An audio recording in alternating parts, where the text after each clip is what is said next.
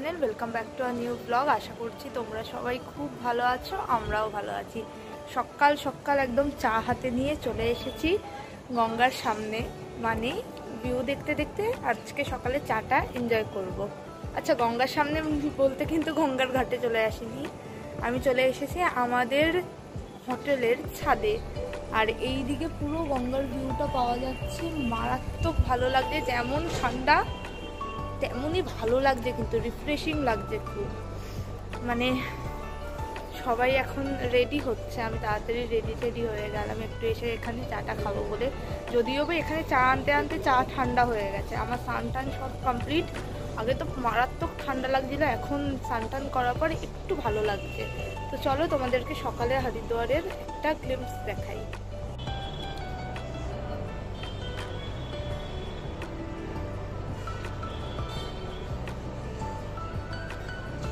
এখানে যে আমি দাঁড়িয়ে রয়েছি, আমার মারাত্মক ঠান্ডা লাগছে, কিন্তু এই ভিউটাও হেভি এনজয় করছি। তো চলো ঘরে যাই, গিয়ে একটু মুখে এখানে মেকআপের প্রয়োজন হচ্ছে না, এমনিই ঠিকঠাক লাগছে দেখতে। গিয়ে জাস্ট একটু লিপস্টিকটা পরবো আর জ্যাকেটটা পরে নেবো, কারণ এখন আমার মারাত্মক মানে কাঁপুনি দিচ্ছে এমন একটা অবস্থা। একদম গঙ্গার পাশে না হোটেলটা, মানে একটু জাস্ট দূরে, একটা গলির মধ্যে দিয়ে হেঁটে গেলেই ডিরেক্ট গঙ্গার ঘাটে পৌঁছানো যাবে। তো চলো যাই, নিচে যাই। আর কালকে এমন হয়েছে মানে আমাদের ফোনগুলোতে পুরো জল জল হয়ে গেছে, এমন অবস্থা ঠান্ডার চোখে। আমি এই মুহূর্তেও ফোনটা এমনি হাতে ধরে রেখেছি, মানে কোনো কিছুর উপরে হোল্ড করা নেই। তো আমার যেন মনে হচ্ছে হাত কাঁপছে, ফোনটা পড়ে যাবে। আমাদের ফ্লোরটার উপরেই একদম ছাদ, যেহেতু সবার রুম এক ফ্লোরে হয় যেন, তাই আমরা বলছিলাম, বলতে বলতে ভিডিওটা স্টপ হয়ে গেছিল। মানে আমাদের ফ্লোরটা হচ্ছে গিয়ে একদম ছাদের নিচের ফ্লোরটা টপ ফ্লোরে রয়েছে। তো যেহেতু আমরা সবাই মিলে এক রুমেই যেন মানে এক ফ্লোরেই যেন রুমগুলো পাই, তাই এই ফ্লোরটায় নিয়েছি। আর এখানটা না বেশি সুন্দর লাগছে দেখতে, পুরো এরকম লম্বা একটা করিডোর, উপরটা এরকম, আর এখান দিয়ে গিয়েই সিঁড়ি ছাদে যাওয়ার। এই ঠান্ডায় এই শাড়ি পরে কি করছে? পাগল হয়ে গেছো?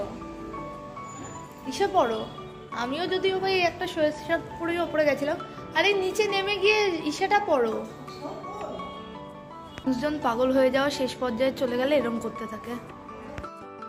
আমরা সবাই রেডি হয়ে গেছি, এবার আমরা বেরাবো মনসা দেবীর মন্দির আর চণ্ডী দেবীর মন্দিরে পুজো দিতে যাওয়ার জন্য। আসো দিদি।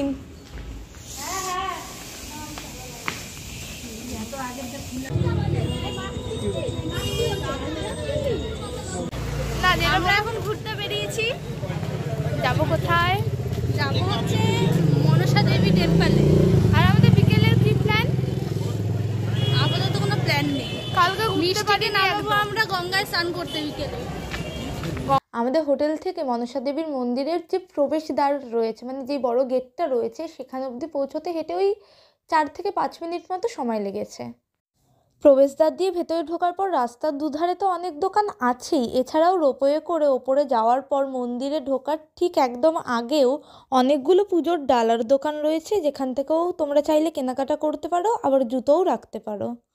প্রবেশদ্বারের থেকে ভেতরে আসার পর 1-2 মিনিট হাঁটার পরেই ডান হাতে পড়বে রোপওয়ের টিকিট কাউন্টার। প্রথমে এখানে আমরা লাইন দিয়ে টিকিটটা কেটে নিচ্ছি। আমার যতদূর মনে পড়ছে পার পারসন টিকিট ফেয়ার হচ্ছে 534 টাকা করে, আর আমরা গেছিলাম 15 জন। তো এখানে পাপানোরা গিয়ে আমাদের 15 জনের টিকিট কেটে এনেছে। আর এই টিকিটটার মধ্যে কি কি ইনক্লুডেড রয়েছে সেটা একটু পরে তোমাদের বলছি। রোপওয়েতে ওঠার আগে যাদের কাছে ব্যাগ রয়েছে কর্তৃপক্ষের থেকে তাদের ব্যাগগুলো চেক করে নেওয়া হচ্ছে।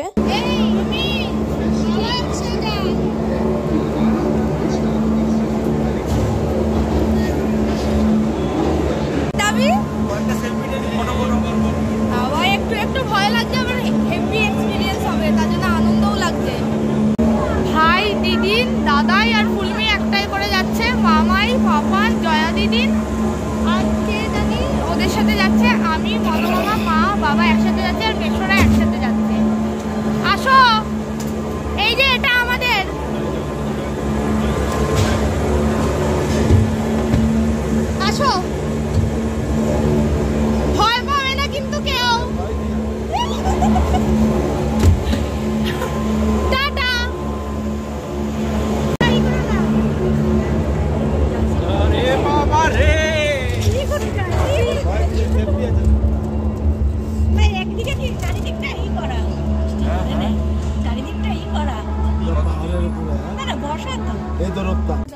হর হর মহাদেব। আরে নিচে দেখো দেখো, দরকার নাই।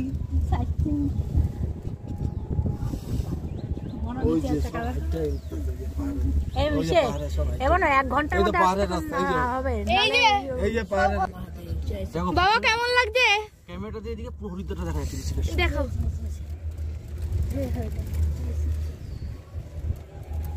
ছবি তুলি বলো, নাহলে এর মধ্যে দেখা যাবে না। ফটো তুলে দে মিষ্টি। তুলে দিচ্ছি। জয় জগন্নাথ করছে।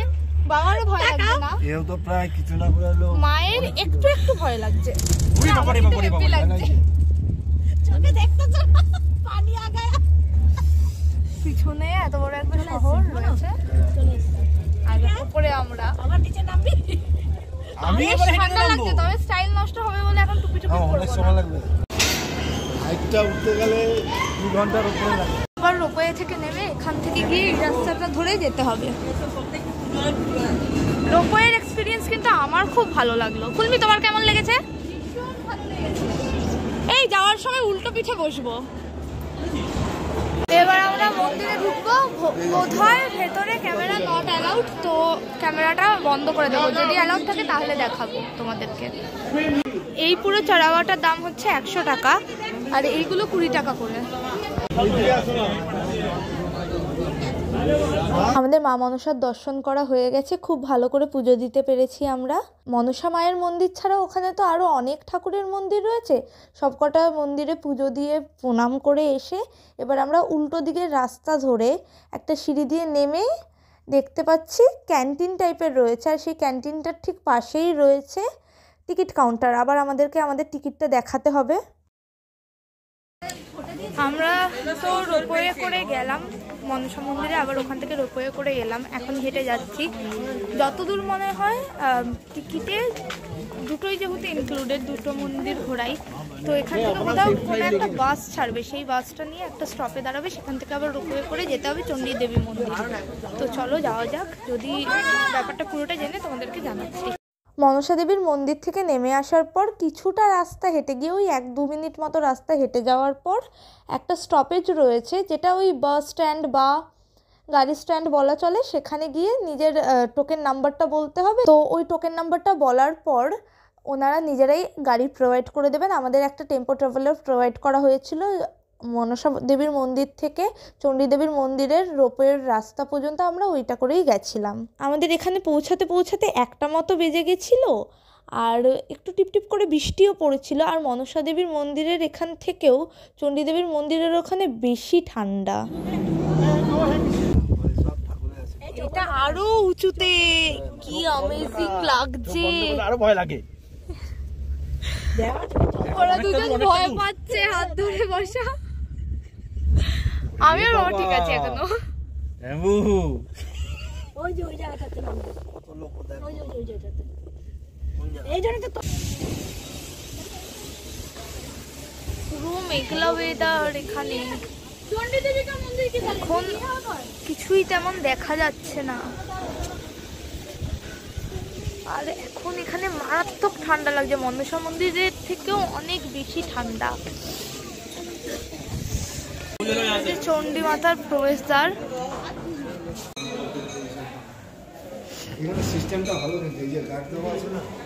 কেউ কোথাও যেতে পারবে না, এটা খুব ভালো সিস্টেম।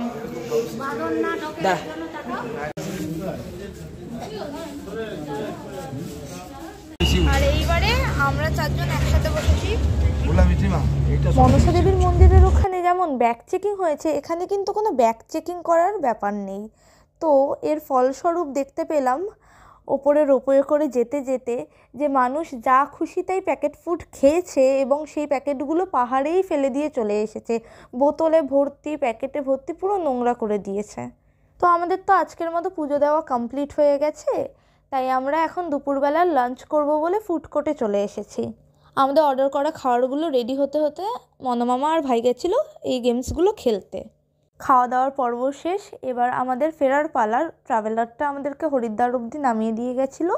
দেন ওখান থেকে আমরা অটো বুক করে গেছিলাম কঙ্খলে।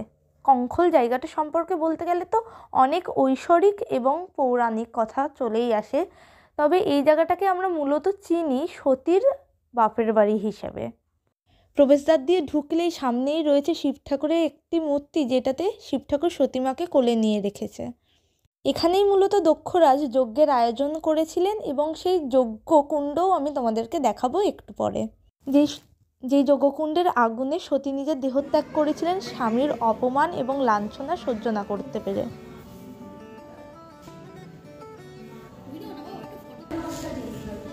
বগলা মা, এটা কি? ঘুমাবতীজি। তার উপরে কে?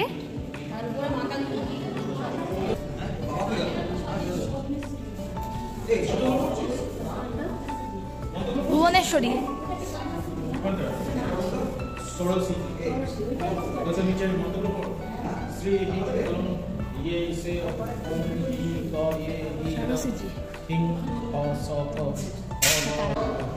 শিবম, শিবম যোগ্যতা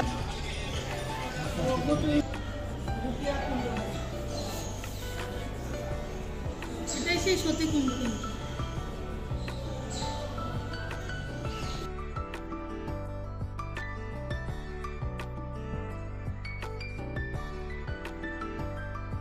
এই মন্দিরের পাশ থেকে এরকমভাবে গঙ্গা বয়ে চলেছে।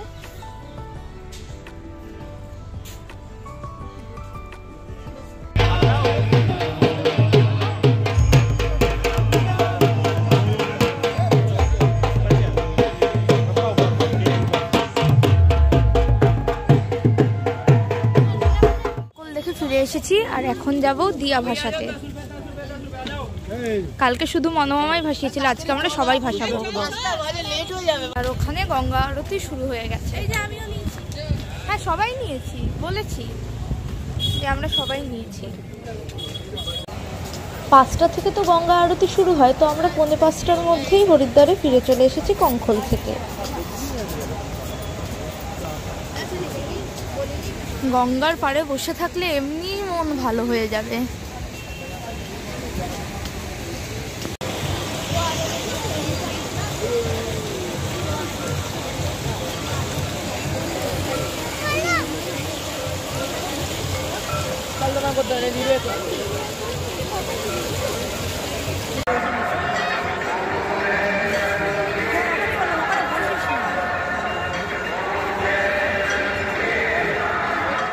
হরিদ্বারে থাকাকালীন আমরা কয়েকজন মিলে ডিনার কমপ্লিট হয়ে যাওয়ার পর একটা করে ওয়াকে বেরাতাম।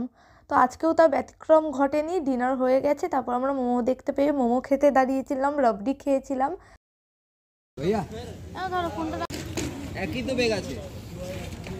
রাত্রির 11টার সময়ে গঙ্গার এখানে আসলে ঠিক এরকমই একটা দৃশ্য দেখতে পাওয়া যায়। সব কিছু শান্ত শিষ্ট, কোনো লোকজন নেই, কিছু নেই, পুরো ফাঁকা গঙ্গার ঘাট।